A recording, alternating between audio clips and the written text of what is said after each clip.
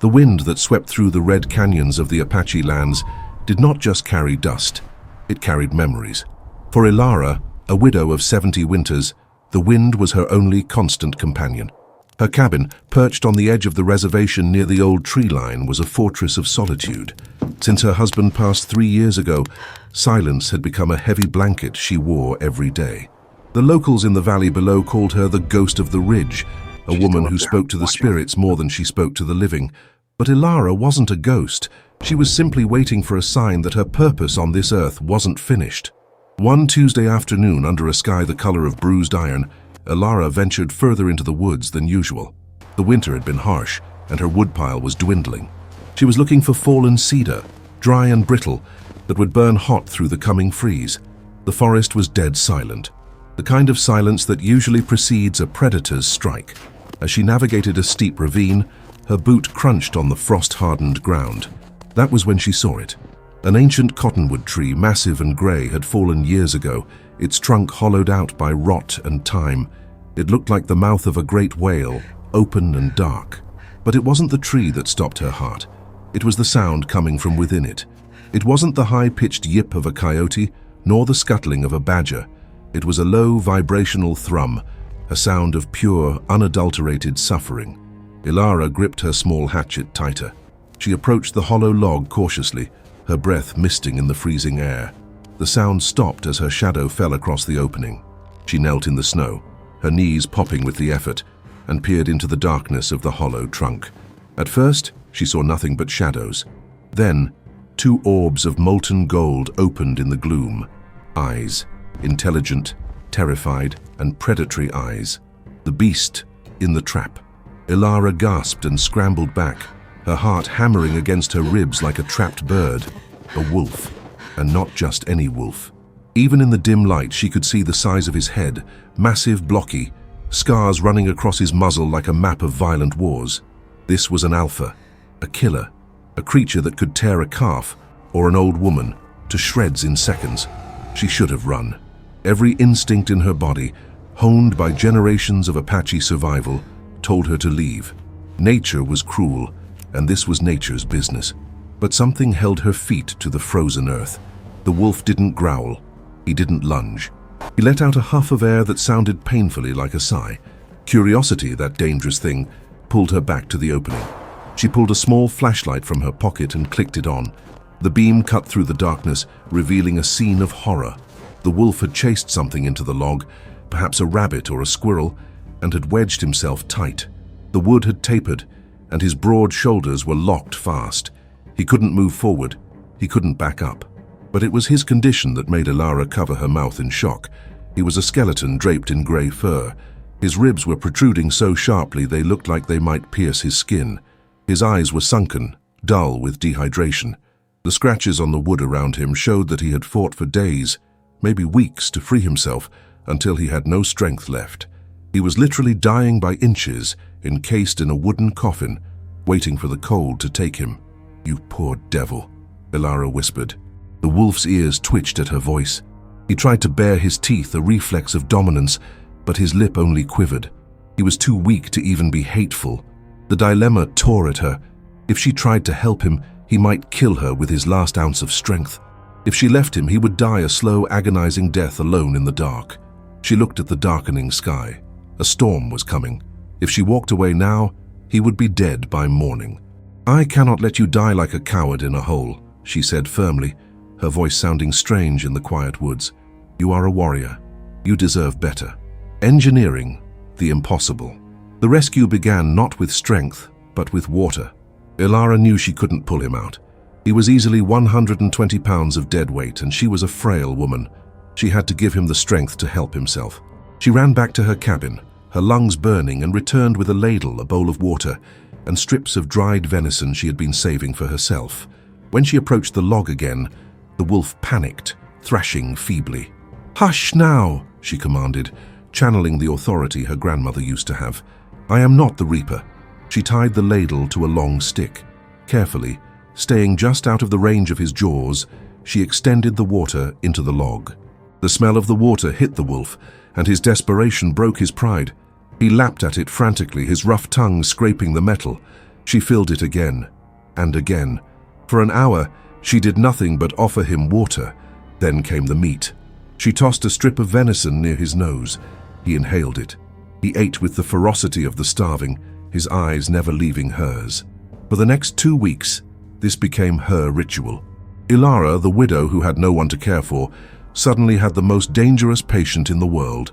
She woke before dawn, trekked through the snow, and sat by the log. But feeding him wasn't enough. The log was freezing, and his lack of movement meant he was generating no body heat. Ilara began to engineer his survival. She brought old blankets from her cabin. Using a long pole, she managed to push them into the gaps around his body, insulating the wooden tomb. She cleared the snow from the top of the log to let the weak winter sun warm the wood during the day, and covered it with a tarp at night to trap the heat. She talked to him constantly. She told him about her husband, about the old wars, about the loneliness of the ridge. The wolf, whom she named Chiricahua after the mountains, began to change. The growls stopped. When he heard her footsteps, he would let out a low whine, a sound of recognition. However, the real problem remained. He was still stuck, and he was getting stronger. One morning, Ilara realized that by feeding him, she might be sealing his fate. If he gained too much weight, he would never fit back through the opening. She had to act. She brought her husband's heavy woodworking chisels and a mallet. "This is going to be loud, Chiricahua," she warned him. She began to chip away at the opening of the log. It was grueling work. The oak was frozen solid, like iron. Every strike sent a vibration through the log that terrified the wolf, making him scramble and cry out. But Ilara didn't stop. Hours turned into days. Her hands blistered and bled. Her shoulders screamed in agony. But inch by inch, she widened the mouth of the wooden trap. On the 14th day, the hole was significantly wider, but the wolf was exhausted from the stress of the noise. Ilara sat back in the snow, breathless, sweat freezing on her forehead. She looked into the log. The wolf was looking back, his golden eyes clear and focused for the first time. She reached her hand out, not with a stick, but with her bare palm. She placed it just inside the rim of the log.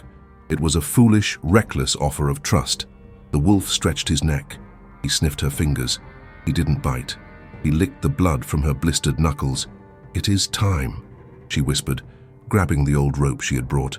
"Today, you either kill me or you go free." 4. The breakout. Ilara knew that brute strength would not save him. Only leverage could defy the laws of physics. She did not simply pull. She anchored herself.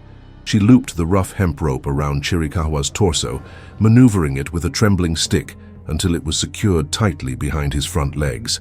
Inside the dark, rotting hollow, the wolf seemed to understand the gravity of the moment. He didn't flinch. He braced his massive paws against the slick interior, his claws sinking deep into the softening pulp of the oak. "Listen to me," Ilara whispered, wrapping the other end of the rope around her waist, ignoring the bite of the hemp into her skin.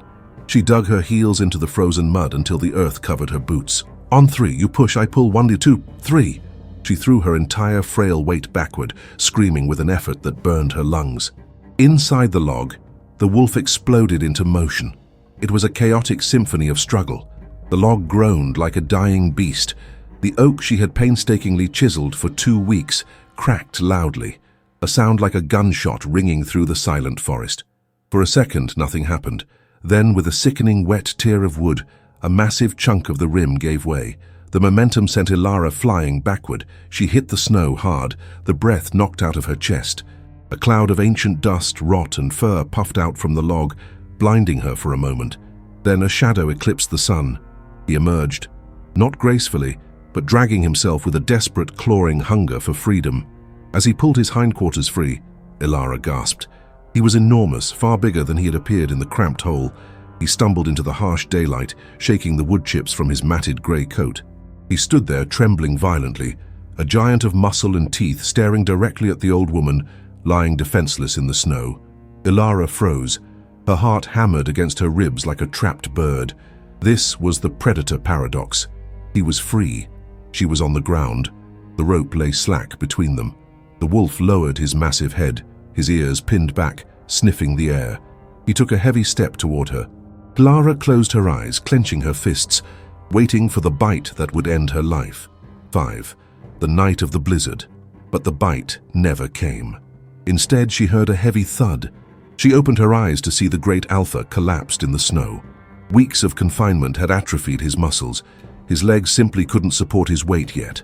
He tried to rise, snarling in frustration, but his hind legs gave out again. He was free, but he was broken. And then, nature turned against them.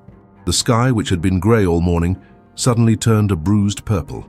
The wind changed direction, screaming through the canyons. A whiteout, a blinding blizzard common to the high territories, slammed into the ridge with the force of a freight train. The temperature plummeted 20 degrees in minutes. Ilara struggled to her feet, shielding her face. She looked at the wolf. He was already being buried by the drifting snow. If she left him there, exposed and immobile, the cold would finish what the log had started. He would freeze to death in an hour. No, she hissed through the wind, her voice lost in the gale. Not after all this. She did the unthinkable. She grabbed the heavy canvas tarp she had used to cover the log and struggled against the wind, fighting to drape it over the fallen wolf. He snapped at her, a reflex of fear, his jaws clicking inches from her hand. "Stop it," she commanded, her voice cracking. "I am trying to save you." She didn't retreat to the warmth of her cabin. She knew the coyotes would come with the storm, opportunistic killers looking for easy meat. She couldn't drag him, and she wouldn't leave him. She had to stand guard. Ilara crawled under the edge of the tarp, sitting in the snow next to the giant predator. The storm raged outside, burying them in a mound of white. Under the canvas it was dark and smelled of wet fur and old earth. The wolf began to shiver violently, his teeth chattering, a sound that rattled Ilara's bones. In the middle of the night, as the cold seeped through Ilara's coat, threatening hypothermia, she felt a nudge. The wolf had dragged himself closer. He wasn't attacking. He was seeking heat. Hesitantly, terrified, Ilara reached out. She removed her glove and placed her bare hand on his flank. He flinched, but didn't pull away. Slowly, she pressed her back against his massive rib cage. He stopped shivering. For 6 hours, the Apache widow and the alpha wolf slept back to back in the eye of the storm, an ancient enemy becoming the only source of warmth. It was a silent treaty, written in the language of survival. 6. The blood debt. When dawn broke, the storm had vanished as quickly as it had arrived. The world was silent, buried under 3 feet of pristine white powder. Ilara woke with a start. The heat against her back was gone. She threw off the heavy tarp, panic rising in her throat. He was gone. There were drag marks in the snow that turned into firm, steady paw prints leading into the deep forest. Chiricahua had regained his strength during the night and vanished without a backward glance. No goodbye, no moment of connection, just the cold reality of the wild. Ilara returned to her cabin, her body aching, her heart heavy. She resumed her solitary life, but the silence of the cabin felt different now. It wasn't empty. It felt like it was waiting for something. Winter bled into spring and the red earth of the canyon emerged again. 3 months passed. Ilara stopped looking at the tree line. She assumed he had moved on or perhaps forgotten her, but one humid Tuesday night, trouble arrived on the ridge. A rusted truck tore up her driveway, carrying 4 men, poachers who had been hunting illegally on the reservation land. They were drunk, loud, and looking for trouble. They saw the isolated cabin and decided it was an easy target. They surrounded the house, banging on the walls, throwing beer bottles at the windows, shouting crude threats. Ilara sat on her kitchen floor, clutching her husband's old rifle. Her hands shook as she realized it was empty. She had no ammunition left. She was trapped, just as the wolf had been in the log. "Come out, Grandma!" one of them shouted, kicking the front door. The wood splintered. Then, the night air was shattered. It started as a low rumble, vibrating through the floorboards. Then a single howl rose into the night sky, deep, resonant, and terrifyingly close. It wasn't the high-pitched yip of a coyote. It was the call of a king. The kicking at the door stopped instantly. "Did you hear that?" one of the men whispered. From the shadows of the tree line they emerged, not just one, but 12 timber wolves, massive grey ghosts drifting out of the darkness. They moved in perfect silence, forming a tight semicircle around the truck and the men. And at the front, standing in the moonlight like a phantom, was Chiricahua. He was unrecognizable from the skeleton she had nursed. He was magnificent, his coat thick and silver, his muscles rippling with power. his scars a testament to his survival. He locked eyes with the men. He didn't bark. He didn't run. He simply lowered his head and let out a snarl that was felt more than heard, a sound of pure, possessive fury. This territory is mine. This human is mine. The poachers turned pale. The primal fear of being hunted by an apex predator seized them. They didn't even grab their weapons. They scrambled into their truck, tripping over themselves, tires screeching and spinning in the dirt as they tore down the driveway, desperate to escape the golden eyes watching them from the dark. Elara opened her broken door. The pack remained still, watching the dust settle. Chirikawa turned his head. He looked at Elara one last time. There was no wildness in his eyes at that moment, only recognition. He dipped his head in a subtle, deliberate bow, a warrior acknowledging a debt paid in full. He turned, and with a silent signal, the pack vanished into the trees, melting back into the night. Elara stood on her porch, tears streaming down her face, knowing that as long as she lived on this ridge, she would never, ever be alone again.